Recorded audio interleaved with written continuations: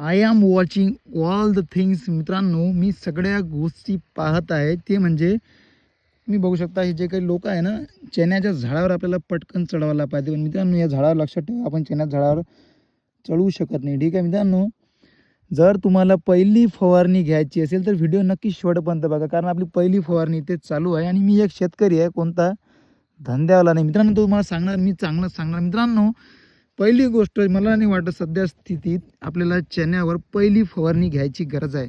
कारण यावर्षी जे आहे, शक्यतोवर ज्यांनी बीज प्रक्रिया चांगली केली आहे त्याला मर रोगाची सुद्धा एवढी काय म्हणते एवढी कंडिशन शेतामध्ये त्यांना दिसत नाही आहे. ठीक आहे, तर वाढ व्यवस्थित असेल, ग्रीनरी व्यवस्थित असेल, अडी जास्त प्रमाणात नसेल. ठीक आहे, आता अडी जे आहे, जे काही शेंडे खुलणारी जे काही असते ना, पानं कतरणारी जी काही अडी आहे ती असेल साधारणतः कमी प्रमाणात, तर तिथे फवारणी करायची एवढी गरज नाही आहे. कटवाम असेल तर तुम्ही तिथे फवारणी घेऊ शकता. पण एवढा काही रोग नसेल, मला तेच सांगायचं आहे, एवढा काही रोग नसेल तर तुम्ही इथे पहिली फवारणी टाळू शकता. याचा अर्थ तुम्ही पहिले 1 ते 2,000 रुपये तुम्ही प्रति एकरी वाचवू शकता. मला एवढंच सांगायचं आहे.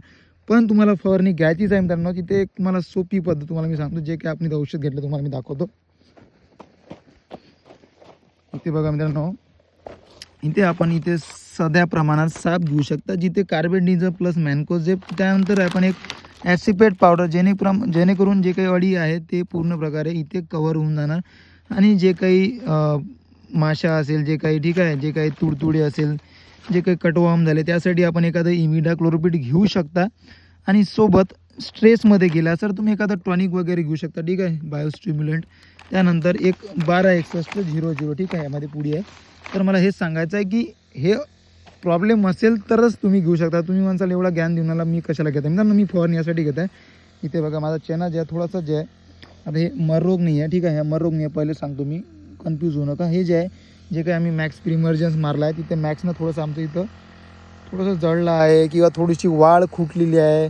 ठीक आहे, थोडंसं त्यावर परिणाम पडला, साईड इफेक्ट पडलेला आहे त्या मॅक्सचा पाणी दिल्यामुळं. त्याच्यामुळं आम्ही जे ही फवारणी घेऊन आलो. ठीक आहे, म्हणून मित्रांनो मला एवढं सांगायचं आहे की फवारणीची गरज असेल तरच फवारणी घ्या आणि आपला पैसे वाचवा. मित्रांनो, उत्पन्न वाढवा, पैसे वाचवा, आपले उत्पन्न वाढवा. भेटूया मित्रांनो.